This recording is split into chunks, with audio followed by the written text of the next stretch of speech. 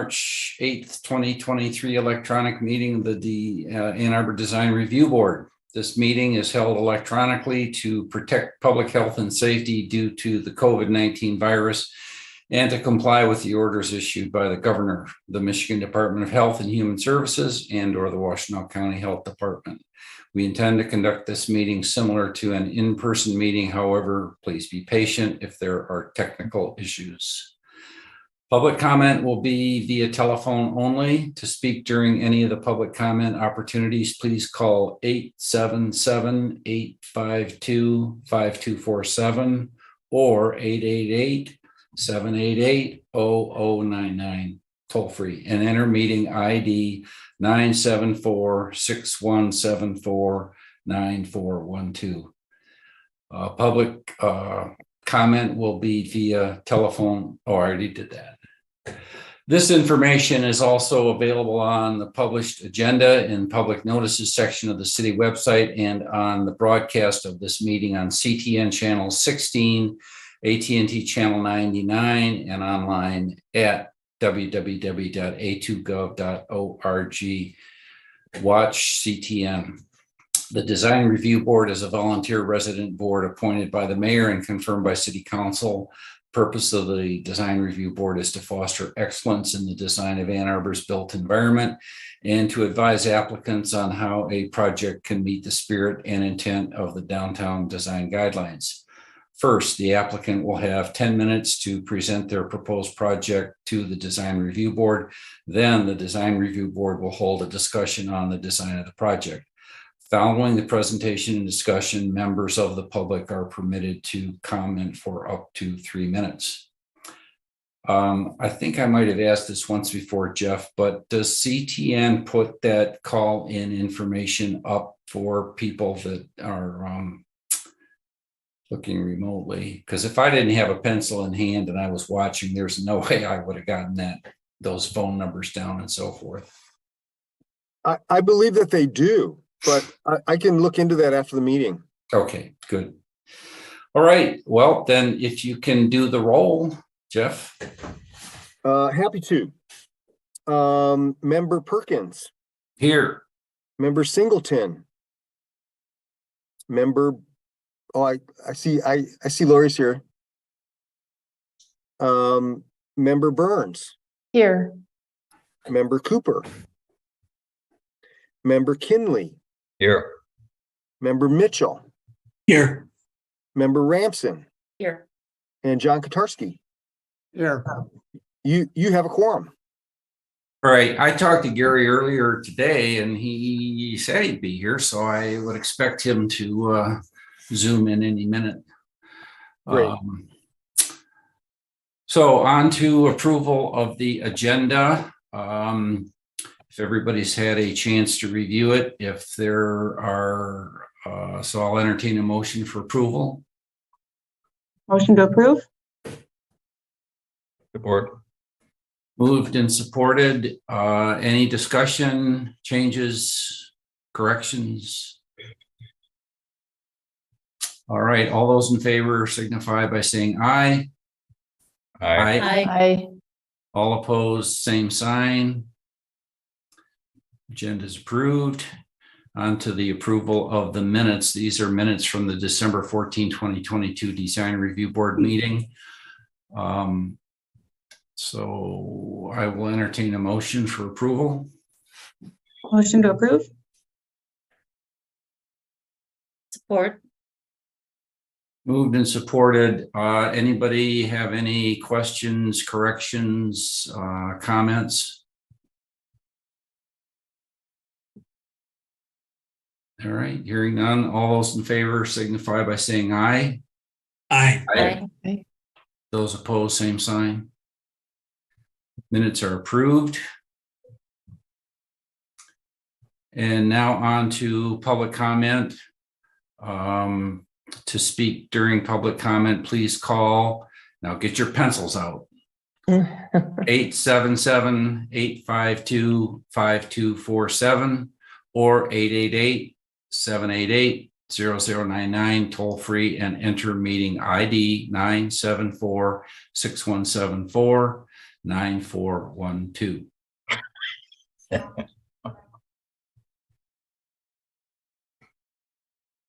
Anybody There in the don't appear to wings? be any callers at this time. Okay.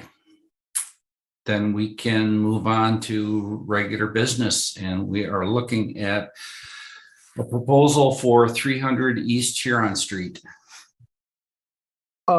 Jeff, before we jump into that, I wanted to make sure that you all had a chance to meet Hank Kelly, who is the city's new deputy planning manager. Hank is going to become more involved with the DRB process as I ride off into the sunset. And so I wanted to make sure everybody got a chance to meet Hank. Hank, do you want to say hi and tell us a little bit about yourself?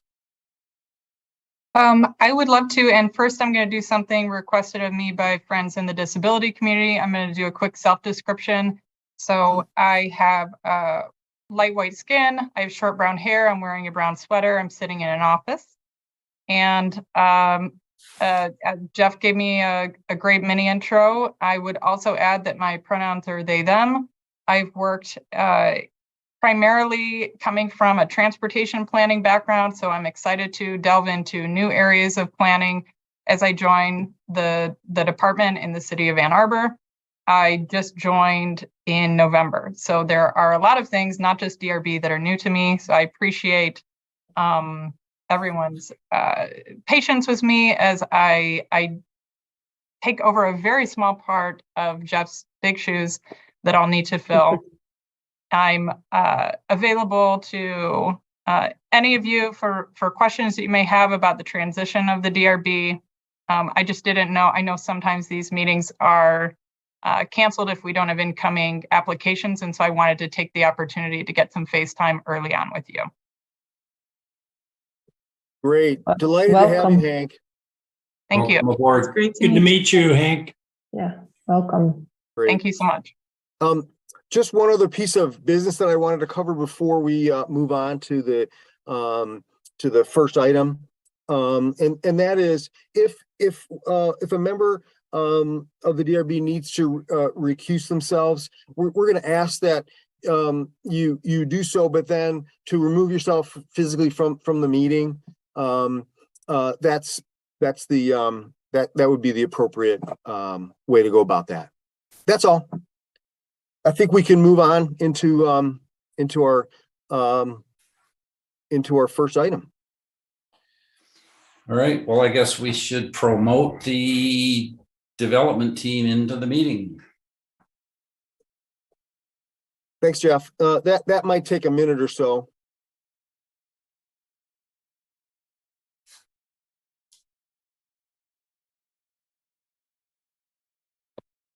Hi, Mike.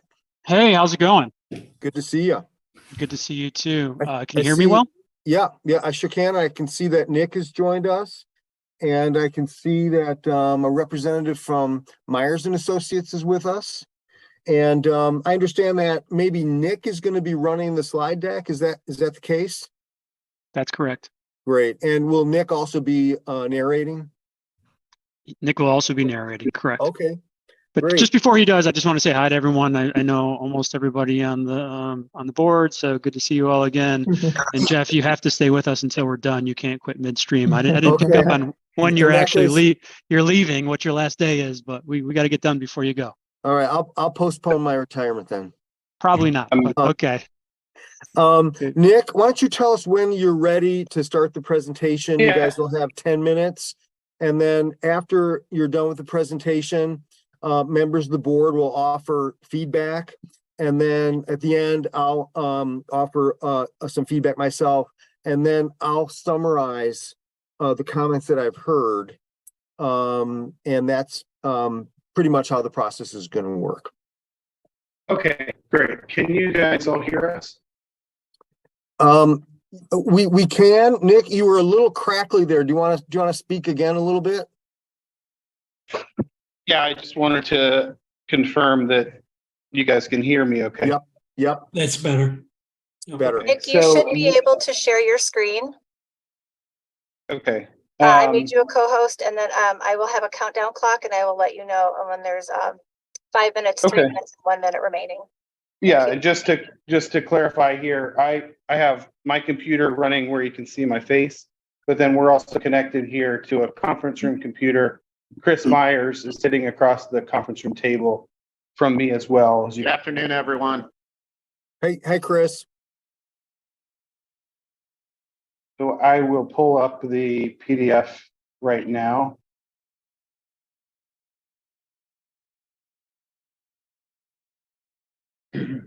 And that should be visible to everybody, correct? It is. Let us know when you want to begin. All right, we're ready to go. Okay. So thanks for the opportunity to meet with us today. We have just quick introductions. You know, First Martin, Mike Martin, our team. I'm Nick Munoz, the project manager on the project, and Chris Myers, our principal architect on the project and in our office. Our civil engineer, who I don't believe is on this meeting at this time, is Midwestern Consulting, Tom Covert, who you may know as well. So just jumping into the plan. So the proposal, like Jeff had mentioned, is at the corner of Huron and East Huron and South Fifth, the southeast corner in the D1 Midtown District.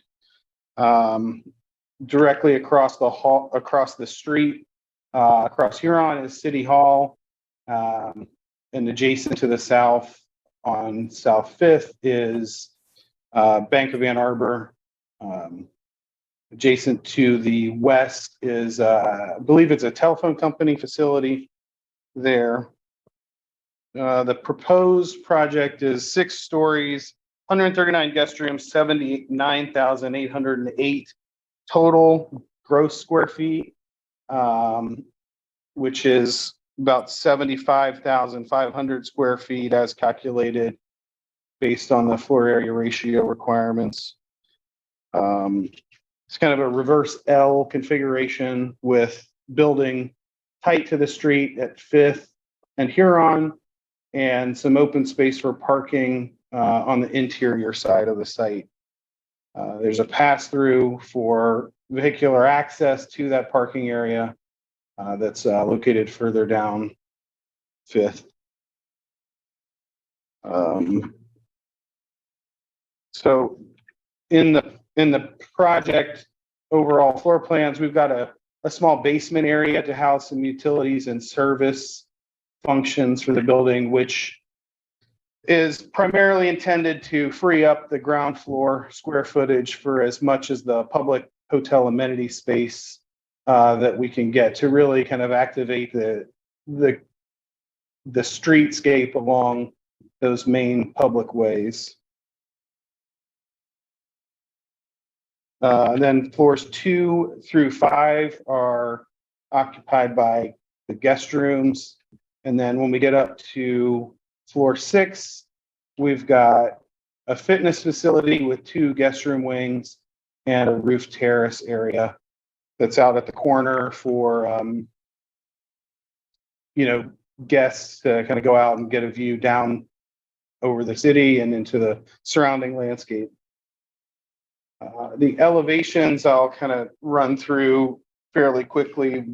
We can focus mostly on the 3D perspective views. So this would be the Huron Street elevation with a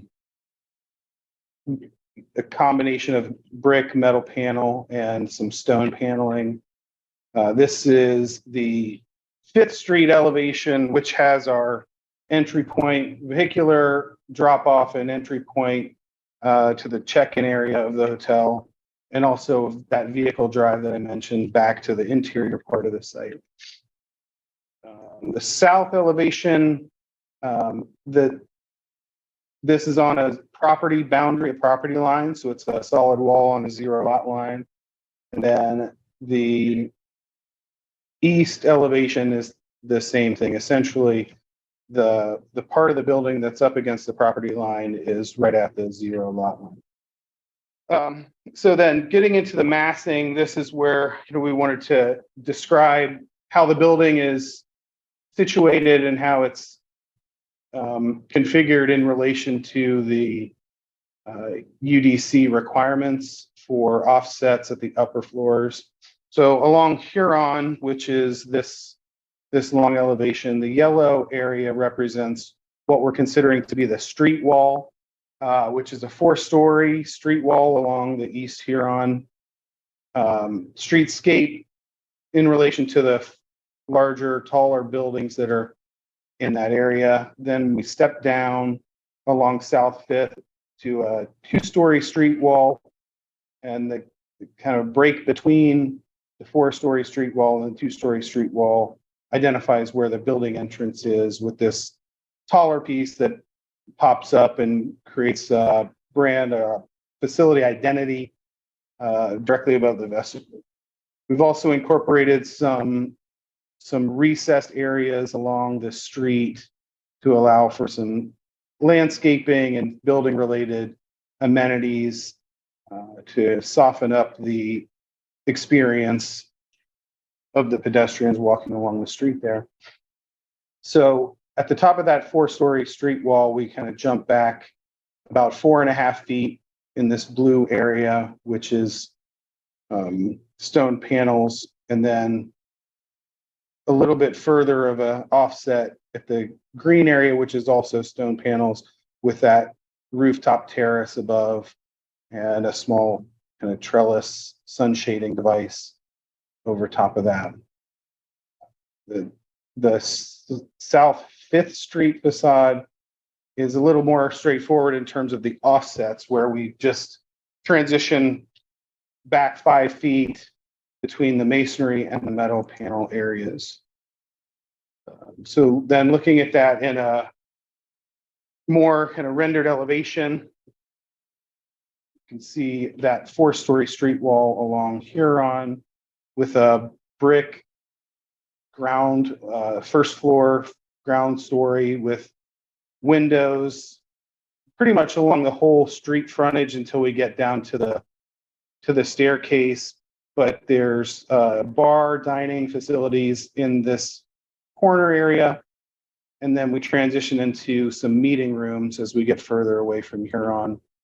And that terminates, the glazing area terminates at the entry vestibule on down 5th, where we transition back up to the 2-story charcoal masonry.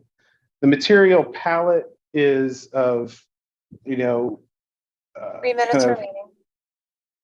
Right. It's very in line with the brand identity, with kind of simple, clean aesthetic, brick and metal panel and stone. So the brick areas we're considering to be this kind of darker charcoal colored brick, maybe not all the way black, but a very kind of dark base to the building. And this volume of guest rooms making that 4-story street wall is a champagne mica finished metal panel. And then the white material is a very simple panelized stone system. And then looking over at the bird's eye view, you could see this popped up area related to the rooftop terrace. We're thinking of this kind of high roof area potentially as a good spot for some solar panels to align with some of the cities and some of the brands' green energy initiatives. And then the rest of the roof, there's probably house some mechanical units and things like that. But right now at this preliminary stage, we were thinking that's a good spot for some solar panels. Another set of views at the south elevation, as I mentioned, just a simple materiality here to relate to that 0 lot line, which requires a fire rating and no openings in order to kind of maximize our site coverage there. And then we've also got a couple of views of this street frontage along Huron, which going to give a little bit of the character of that streetscape with some recessed areas for maybe some planters and some seating areas that are directly adjacent to the sidewalk. 1 minute remaining. And then looking down towards the entry vestibule, just a similar character, and then the vehicular drive kind of cuts through the sidewalk back there. Getting back over to this materials, this image shows some photos of what we're thinking. Then I've also got kind of some product data on some reference to the metal panel materials that we're talking about, as well as the stone panels. The stone panel system, which is, similar, I think, in geometry to the metal panels, but just a different texture, a different reflectivity, a different finish.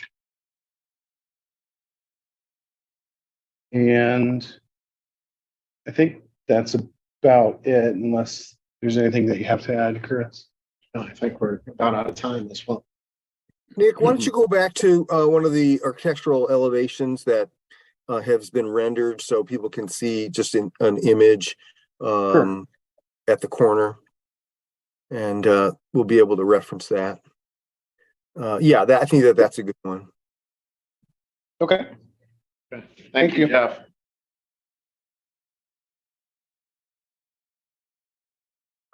Thanks for the presentation. This is the point in time when members of the DRB can offer feedback.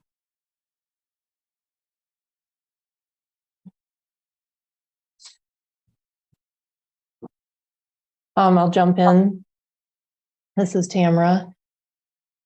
I guess that if you read the design guidelines, one of the very first things it talks about is the importance of the new development fitting comfortably into the existing fabric of the city or the community, the area it's in. And typically we would have seen context photos, and there's really nothing to show us what the context is around the building. I mean, I know the area well enough. I don't really see that it responds to the context. So I would really like to see something that fits in a little better. The other point that it makes right at the beginning of our guidelines about why we exist and why the guidelines exist is that new development should be ageless. And when I look at this, we talk about character defining features. We talk about that a lot with like preservation projects, but this building will age and this building will be 50 years old at some point. What are the character defining features of this building? It's very bland and lacking in character. And I think downtown Ann Arbor has a lot of character. In fact, this area is very, very diverse character. So I think the first thing I thought about when I saw the first picture of this was a mobile home park. The metal cladding is just very, very bland. I guess that's the best word for it. This is a gateway location. There's just no real focal point. There's nothing really distinctive about it.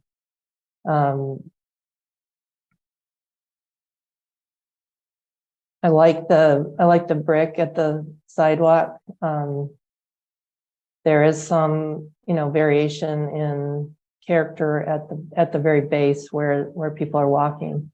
I think that works. And I guess just the other comment is stairwells are just a great opportunity to introduce windows into a facade, and which brings light in, saves energy, encourages people to take the stairwells. They feel safe. Promotes health, taking the stairs instead of the elevators, all that. So we always try to promote getting windows into the stairwells.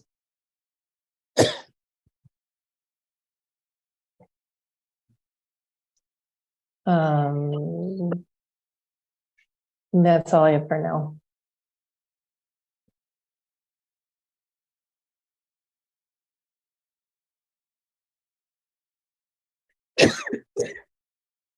Thanks, Tamara. Let's see if anyone else has anything they'd like to offer. Well, as a non-architect, I look at it and I agree with some of what Tamara said. Some I don't as much. I'd like to see at some point a better view of those stone panels. It looked like is promoting the notion of they look weathered, so they have some texture. It'd be nice if we had a piece to actually look at, which we can't, but I'd like to see more about that. More concerned about the windows, and maybe it's just they all look like they're flat in a flat plane, and that's my first reaction. It looks like they're sort of pasted in place. Now, not being one of the architects on the board, I don't know exactly what I would suggest to make it different, but I don't see those windows as being a positive distinguishing feature just the way they're shown in this elevation. That's my only comment. This is Lori Singleton. I would build on Tamara's comments with the potential that the 4-story, kind of 3-story bar at the corner is a real opportunity to be strengthened as an important moment in this corridor. This is an important intersection with the city facilities right across the street.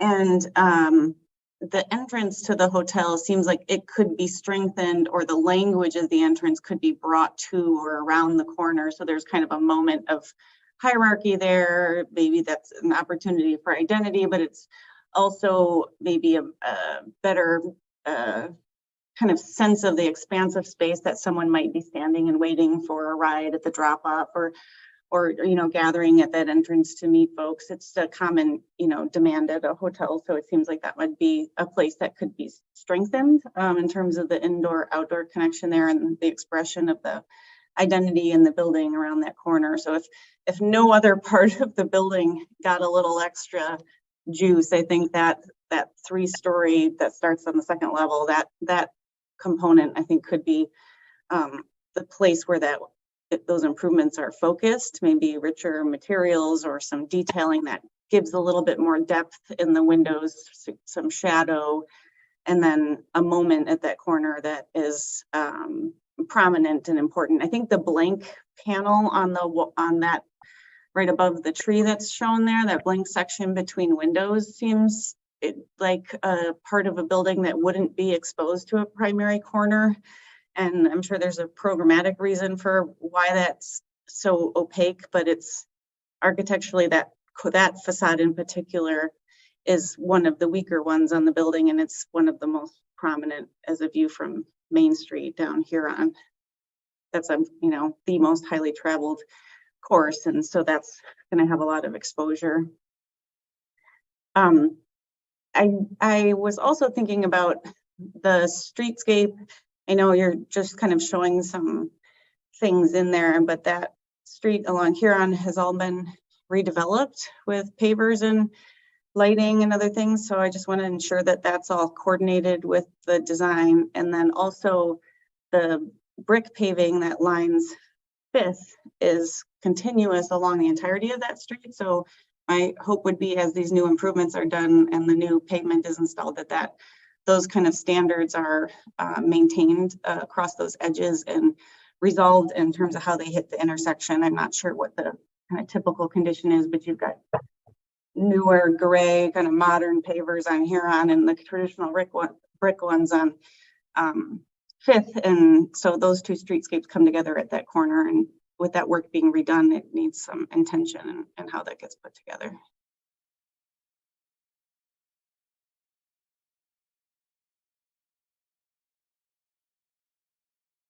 Thanks, Lori. Any other thoughts, comments? Was that a question to us? No, question to the design review board. Sorry. Wondering if any other members wanted to offer some feedback at this point. Yeah, I have a few comments, Jeff. This is Dick Mitchell. You know, we always ask for drawings real early in the process so we can give you input before much money has been spent. That's our goal. Unlike planning, that's why we come first. And so I'm going to ask questions that require detail that you probably don't have yet. But Jeff outlined some site questions about trash and bike parking in his report. And the thing I worry most about on site, and I think I'm glad that you don't, is that there's just a 2-car drop-off pickup bay to service the hotel. And I don't know how you could expand it, knowing that Huron property is not available. And so I'm sure Marriott must be content that 2 cars is enough.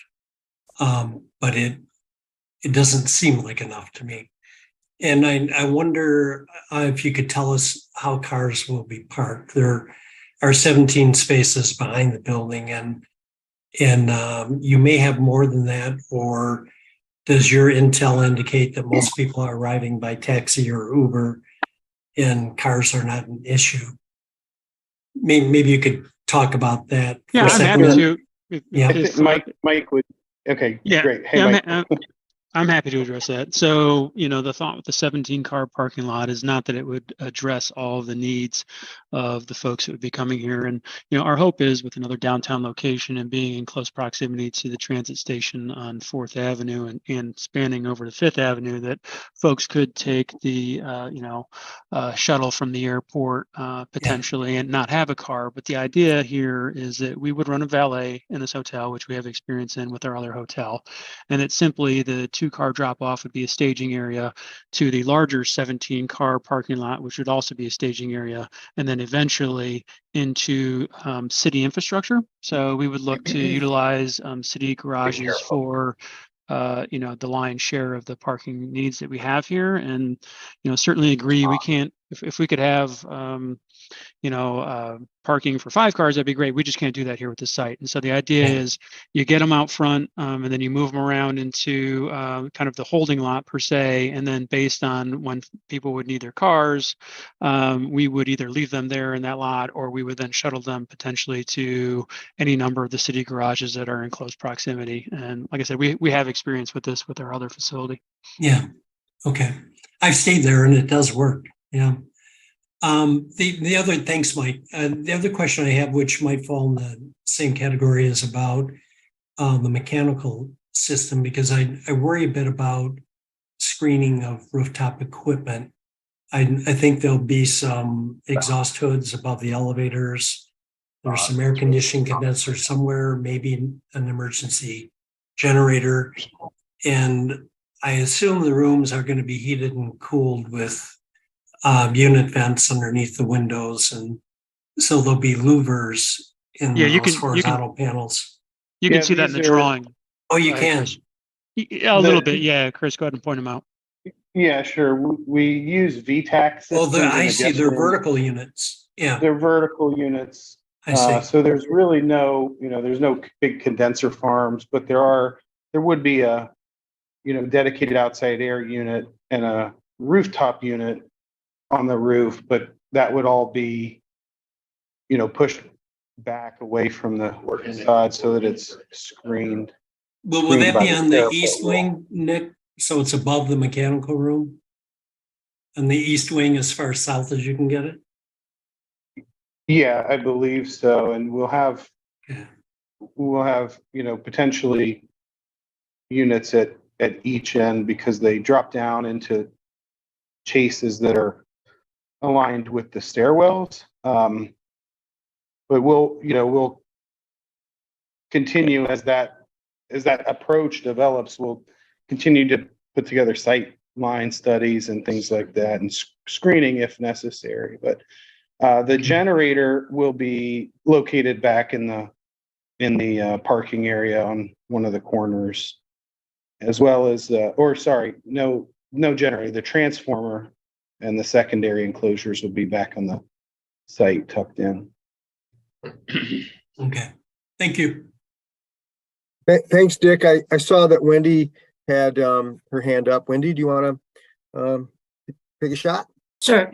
Some has already been discussed, but my initial impression of this was that even though Huron and Fifth are considered secondary streets, I tend to consider Huron as being the vehicular street, and there's less pedestrian activity. So I guess one question is, why isn't the entrance on the corner or on Huron? Kind of associated with that, I'm wondering about that. The bump out is requiring a driver to cross on and park on the left, which is not typically what people do. So I don't know. Again, that turns the Fifth Avenue frontage into much more of a vehicular area. And even though there are more pedestrians that go down there, so kind of a mishmash of questions there. But if you could maybe talk about why there is no entrance on Huron. Yeah, well, I think so. There's a graphic in this drawing that should have been cut off, which is this double yellow line. This is a one-way southbound street, South Fifth. So there's no crossing over of the lane, if that's what you're asking about on South Fifth. Well, if you right, but if you're coming from Main Street and you're turning right, you're going to have to cross lanes to get over into that that space. It's just it's awkward. Right. Yeah, I agree. We've looked at potential entry point along Huron. There's about a 3-foot grade change from this corner as you move farther east. And there's about a 2-foot or so grade change as you move from this corner south. So the low point, the first floor, kind of the lowest point of fire department access is at this corner. So that's where we've aligned the ground floor elevation to stay under the high rise requirement. If we push that first floor up, we start to get, perilously close to a high rise classification, which is just not ideal for the project. So that's, those are two reasons why we've maintained this location, but also we wanted to really have all the bar activity and the more active public space activity aligned with Huron as opposed to Fifth. Well, if that's the case, then perhaps an entrance, as someone else mentioned, pedestrian entrance on Huron to do that. And I know that's more door control, but one other thing that I wanted to mention about the Huron Street side are the columns structural that you have shown here? Yes. Oh, okay. Because, if you're planning to put landscape in there, it won't work. Just look at the Michigan Bell building next door and those poor little trees that have been trying to survive all those years. So for me, a more pedestrian friendly approach along Huron would actually be to pull those windows out and have them flush with the upper floors instead of having that little. And I think that is.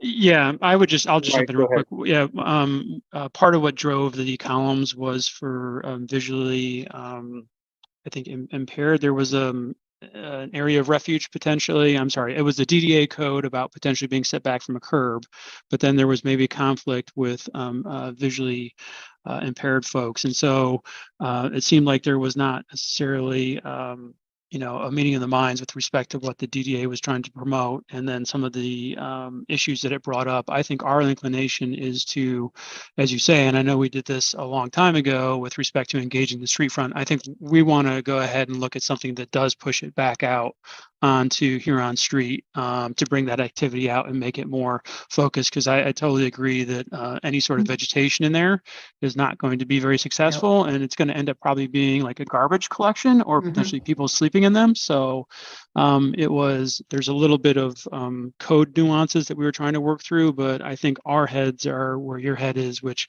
we would likely go back to pushing out and not having those comments. Right. Yeah. So, I mean, we have had that, we've kind of been back and forth with that elevation of, is it at the street? Is it pushed back? In the course of some of these planning and zoning conversations, so at the time that we made this submission, we had it pushed back, but we have kind of since come to the conclusion that we should be allowed to push that wall back out to the parcel line. Right. And, just in reinforcing that Fifth Avenue is the stronger pedestrian street, it seems like, someone else had commented that maybe that blank portion next to the parking lot opening could have some windows or some activity there. I think that would be good. That's it from me. I have just a quick question, and maybe I had to jump off the meeting just for a second, so maybe it was addressed, and I could address this more to the city folks. Is there any potential for changing Fifth Avenue into two-way? I think there's been some discussion of division. I don't know where that goes, but if division went two-way, this would probably go two-way, just like Ashley and First, where our building is sitting right now, have switched over to two-way very successfully. And can I assume that the configuration you have now for the drop-off would work either direction? That's two questions, one to the developer and one to the city. It could. I think it could. So from the developer standpoint, I think we could utilize the drop off, or if needed, the drive aisle back to our limited parking back there, and could figure that out. I don't know what the city's intentions are. I know that I think they put infrastructure on both those streets, kind of to preserve them one way, but I don't know. Maybe somebody else does. Jeff, are you Jeff, aware you're of muted. anything? Thanks. Dick, the best thing I can say is that the city, being led by the DDA and our public services group, has, as you know, been in the process of moving the envelope with regard to transitioning one-way streets downtown into two ways. I don't know what the status of Fifth and Division is, but I can certainly check in with the capital programs manager at the DDA and see if there happens to be anything coming down the line in the next few years. I don't believe that there's anything imminent. Actually, if I can jump off this just for a moment, I'll walk to the other end of my office and ask the chair of the DDA whether he knows that is. I'm going to go blank for a second. It seems like it actually would work better if the streets were two-way, because I keep worrying about traffic coming along Huron and making that left turn. And now there's cars, maybe there's already two cars there. Where do these cars stack up? Whereas if it was two-way, there'd be room to kind of pull off to the side across your parking lot entry. One other consideration might be to think about, instead of having a 12-car staging parking lot, is to turn that underneath space into a loop. If it's 60 feet wide, you can get passenger vehicles to come in and turn around and have a loop, so that all of the arrival was happening through that zone. It's an entirely different way of thinking of it, but it does kind of allow that corner to be a bit more, you can have trees, you can have the landscape come all the way out to the edge and have all of the, basically like a porte cochere scenario underneath there that would probably stage just about as many cars in queue as it would parking. So just a thought. I know there's columns and other stuff in there that you have to sort through, but it's a thought. Because if you were to leave it where it is, it's the only place you could have a drop off, frankly, on the whole site. I can't think of any other way to skin the cat if it was two-way in the other direction. But valet would have to drive all the way around the block, and knowing valet drivers, there would be a lot more inclined to make a U-turn in the middle of Fifth Street. So to answer just the question, the DDA chair just said that it isn't in a definite plan, but it's certainly in their wheelhouse for consideration, two-way for both Fifth and Division. So for whatever, that's an answer. Thanks, Bill.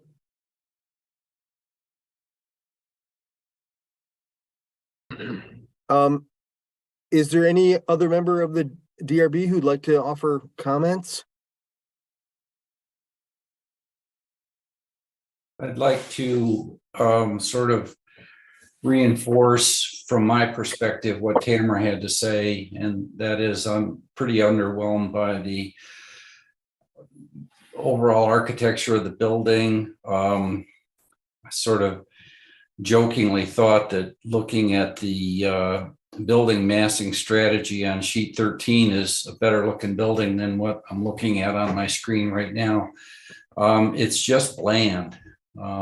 So, you know, our purpose isn't to design the building for you, but for instance, the space to the right in the rendering where it says AC Hotel down at grade level, I don't understand the massing of that wall at all.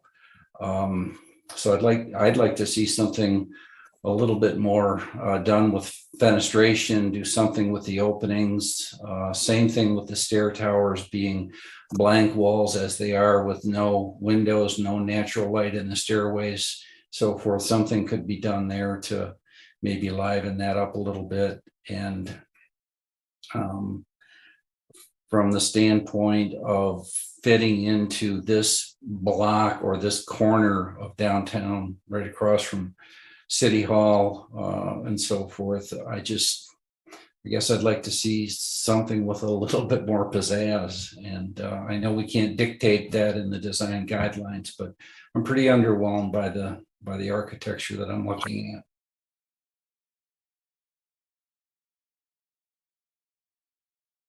John.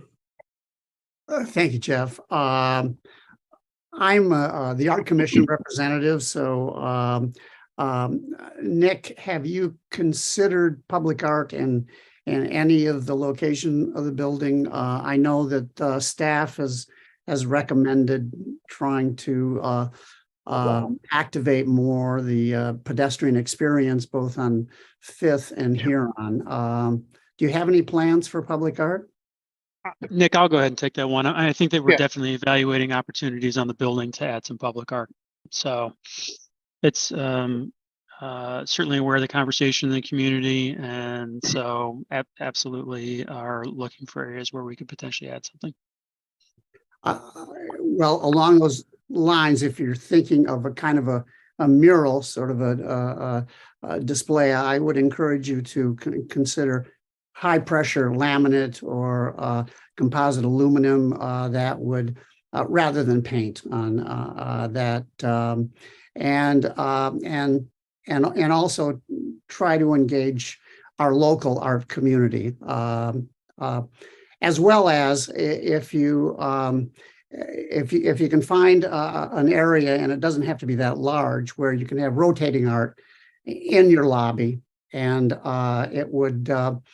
And it could be a gathering place for a creative community. So just as suggestions. Let me give some comments to my first impression of the overall building, and Jeff found the word for me, underwhelmed. I'm really very underwhelmed, and Tamara has it right. I think this is a gateway piece of a property, and that it should really have timeless elements, and I really don't see any.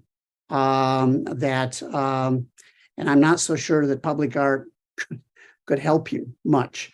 I would encourage you to do solar and also live roof.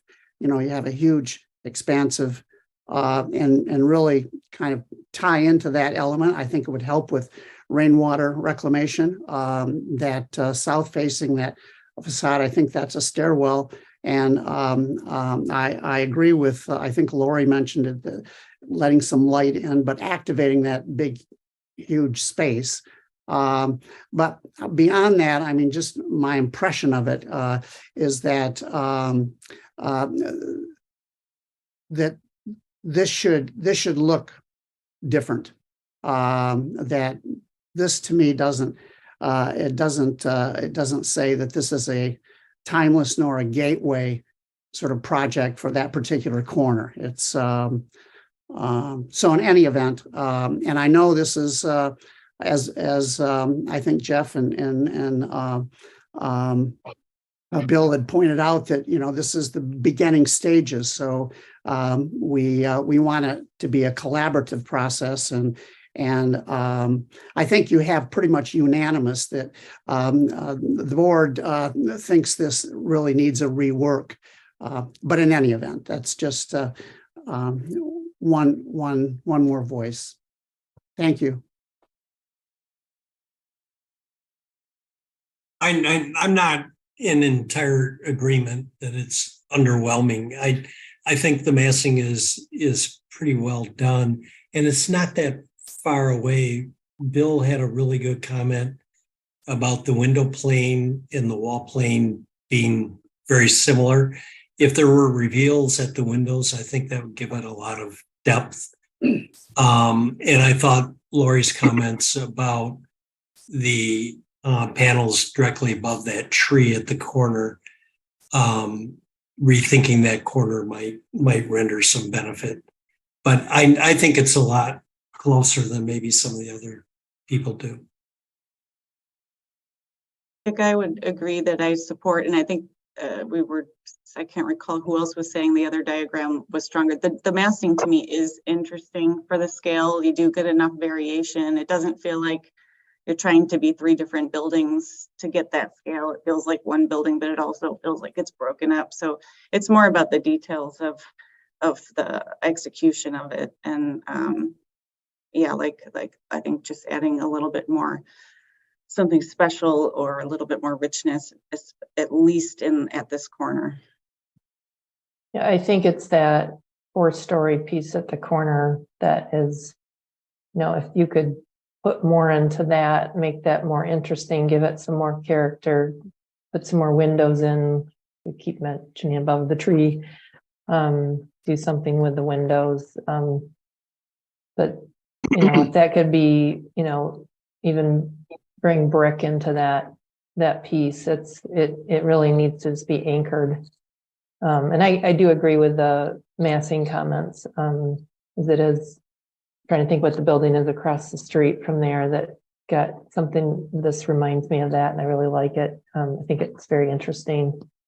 But it's really, if there's anywhere you could work on it, I think it's that 4-story piece at the corner.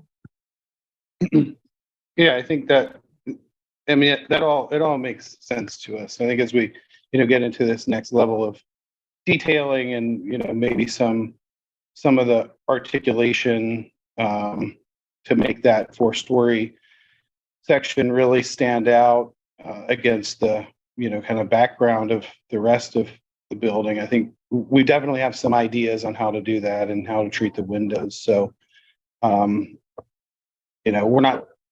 we appreciate the feedback, and we'll continue. Like we've said, this is really a preliminary stage. There's still a lot of work to do. So we definitely have opportunities moving forward to, address these comments in the proper fashion.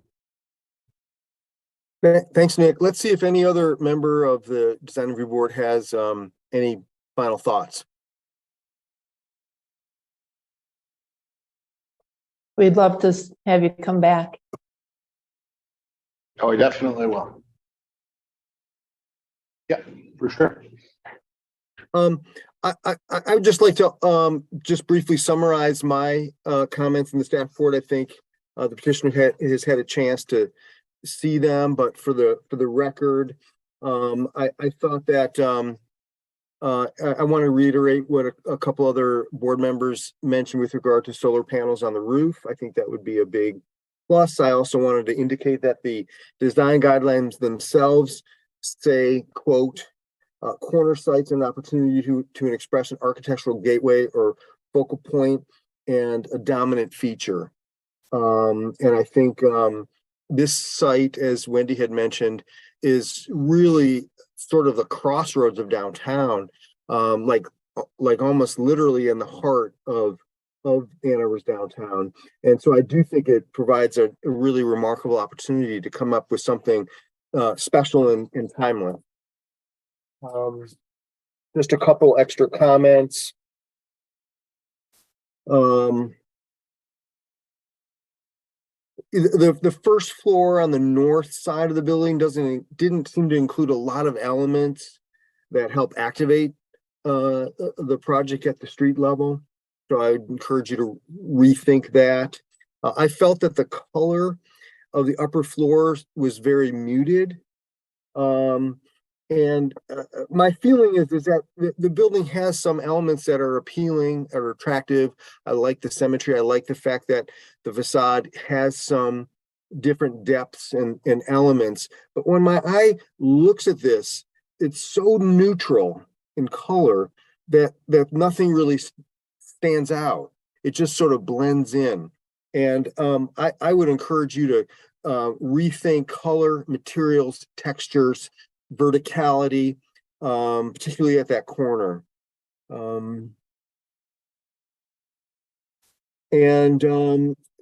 Separately, when I look at these projects, I'm looking at them in terms of a design review, but there are some times when I can't help putting my planner hat on and mentioning that it might be important to look at some standards related to our Unified Development Code. When I looked at this, my first thought was solid waste. How is that being handled? And something tells me that this isn't going to be the final version. Solid waste is sort of sometimes can be an Achilles heel to some projects downtown. So I would encourage you to get ahead of that instead of waiting to deal with solid waste after the project has been submitted. I would really try to dig deeper into that earlier and not have solid waste be an afterthought. If now is a good time, I will try to summarize all of the DRB comments unless somebody else has any final comments to add. I have just one, and because probably people are disappointed, I haven't pointed out that this would be an opportune time to put a clock on the corner. The only reason I haven't is because on the southwest corner of that intersection, there already is a clock. I didn't want to disappoint anybody. I'm going to add that to my notes, Bill. Okay. All right, here we go. Tamara started us off and talked about the existing fabric of buildings in the area in hopes that this project would tap into that and try to complement that context.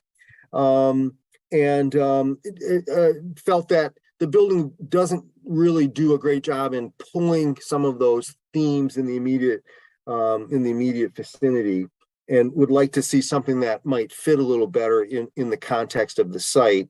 Hammer felt that buildings like this and locations like this should be timeless or should have timeless elements. I think the term that Hammer used was ageless, and rethinking some of the design features. Tamara also felt this was really a gateway and a gateway site, but there didn't seem to be a strong focal point.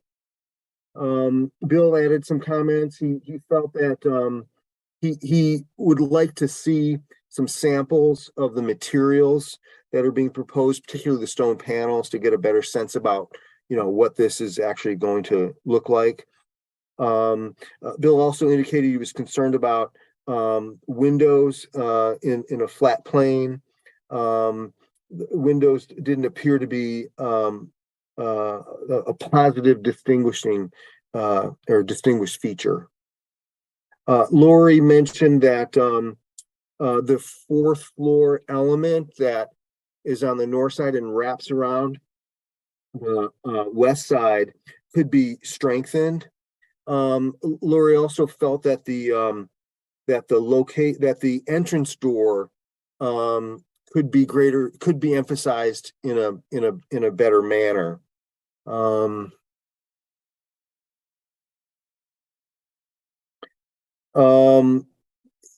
Just on the west elevation, just off of that corner is a blank wall.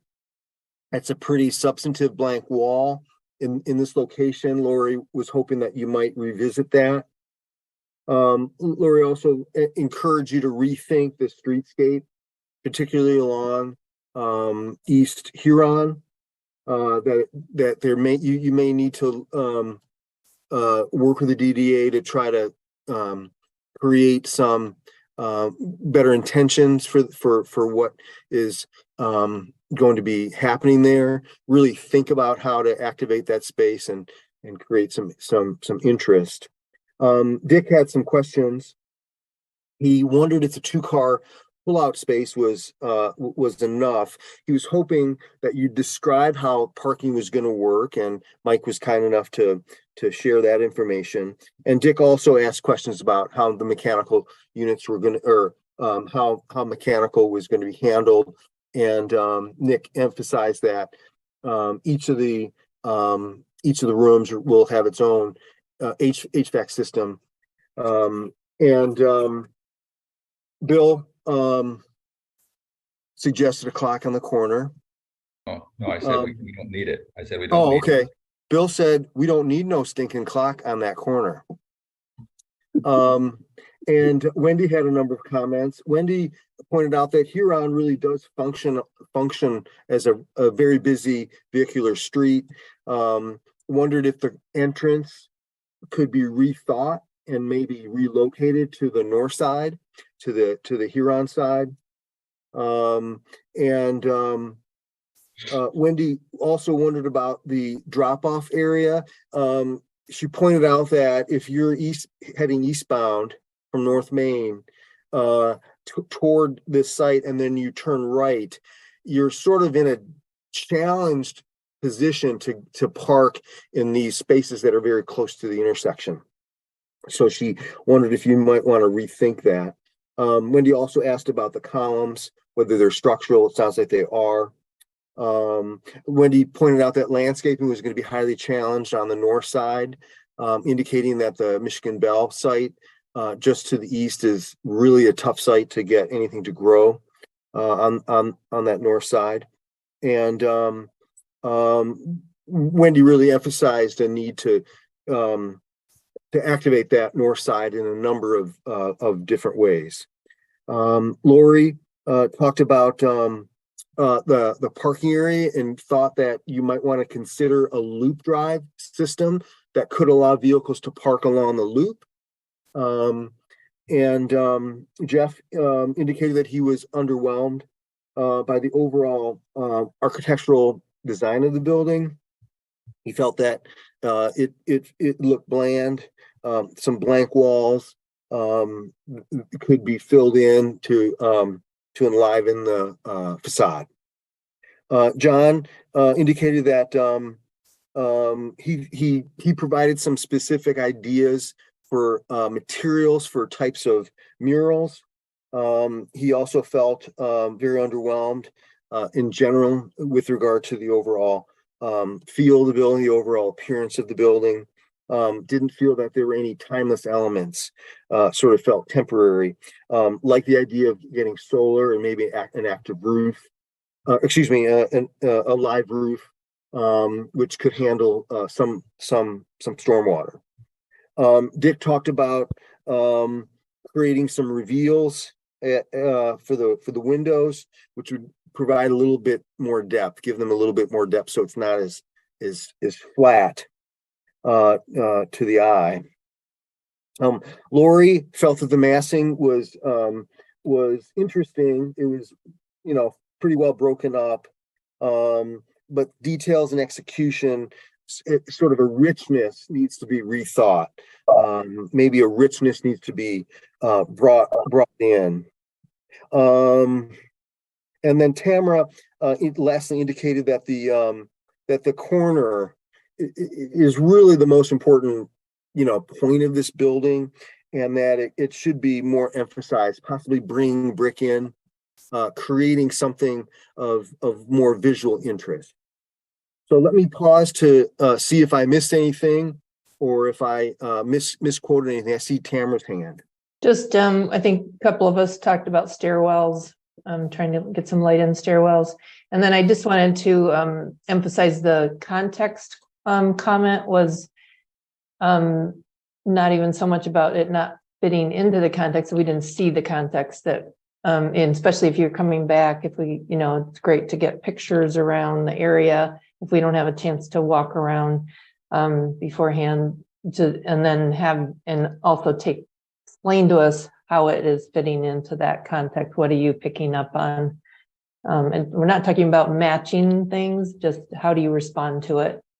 And thirdly, I just wanted to say, Jeff, that we are really going to miss your excellent summaries because you do such a good job with summarizing our comments. So thank you.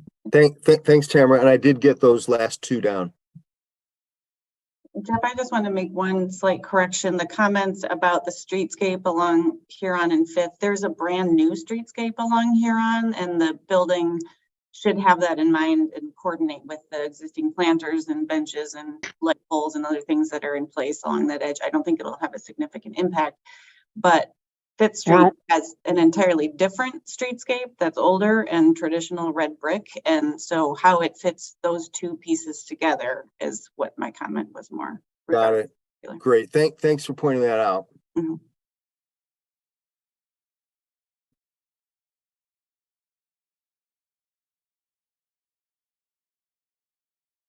Okay.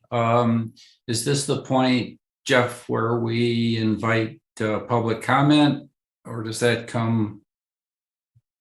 I guess that comes later. So yeah, we can provide. I think we made an attempt to provide public comment at the front end, and we'll be able to do that at the back end. Okay. All right. We can see if the petitioners would like to provide any final thoughts. Yeah, thanks. I think like we said earlier, it's been very helpful. And we look forward to continued conversation with this group as we continue to develop the project. Great. Yeah, I want to thank everyone for their time, and yeah, it's always good to hear people's thoughts and suggestions on how to make a project better. So, I know it's a volunteer board, and everyone is very busy. So, thank you for taking the time out of your day to meet with us. All right. Well, thanks, gentlemen, for the presentation. And do we need to stick around, or are we done? Public commentary can be on all ranging topics, right? I think it might make sense just to wait for a minute or so to see if any members of the public have any comments about the project. Sure. Okay. Courtney, do you see anyone who is interested in joining the conversation? There do not appear to be any callers at this time. Great. Okay. Jeff, I don't know if you want to look at the I'm sorry, Jeff, real quick. Are we ready to go at this stage? I think the petitioners can leave the meeting if you'd like. Yeah. Okay. Thank you all so much. Thanks. Great. Take care. Thank you. Thank you. So that should conclude our regular business section. Let me double check the agenda. Yeah, so we are on to regular business. I'm sorry, unfinished business. Don't see anything on the agenda, but are there any anything sort of hanging fire from previous meetings?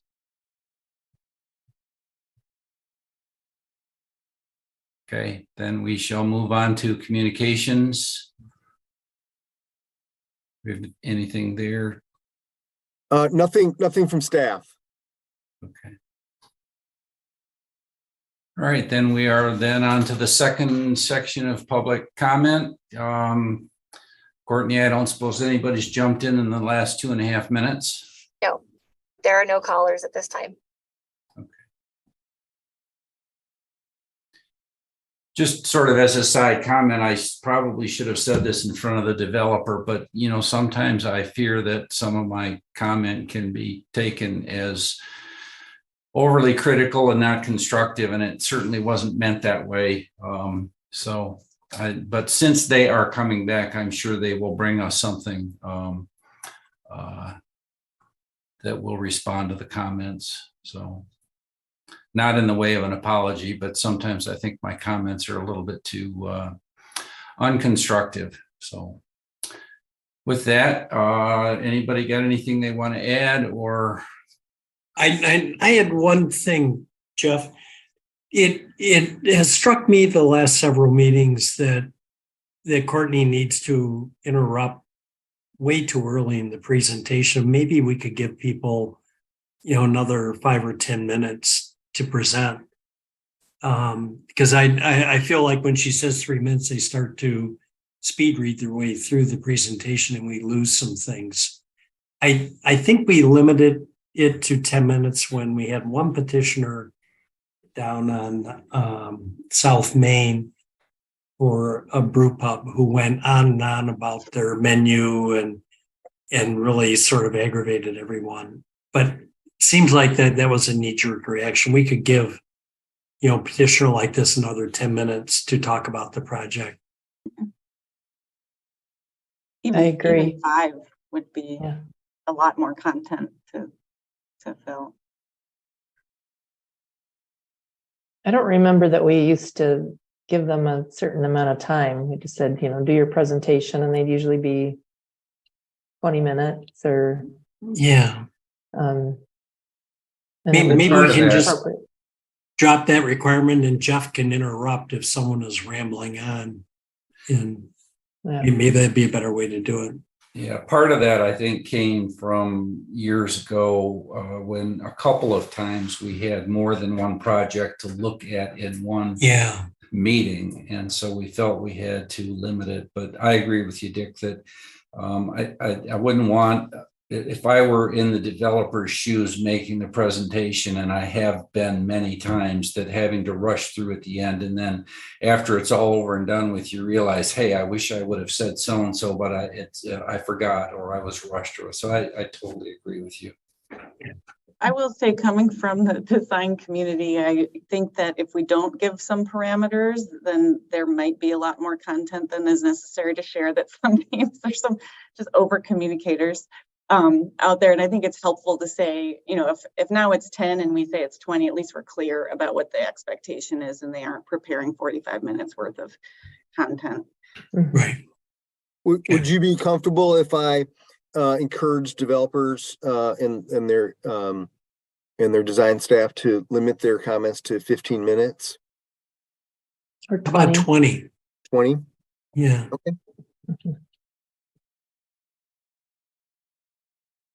Yeah, especially because this group didn't have all of the context that would have taken up a few of those moments, and still okay, kind of rush sure. through it. So, yeah. That sounds good. All right, anybody else? All right, well, before we adjourn, Jeff, I do hope we see you again. We'll miss you. And Hank, welcome aboard. So I'm sure you will For instance, today I had a question about previous reviews and I couldn't remember whether we had looked at this site before, and Jeff was able to respond to my email and say, no, you're thinking about another site. So unfortunately, you won't be able to bring that, but if you're here long enough, you'll be just as tuned in as Jeff is. It would be impressive indeed to remain in a role as long as Jeff. He's a true veteran of the department. We're going to miss him, and I do rely on his knowledge a lot. Right. All right. Well, if there's nothing else, then I think we can adjourn this meeting. Great to see everybody. Thanks, everybody. Seeing you, Jeff. Thanks, everybody. Thanks, everybody. Take care. Good Bye.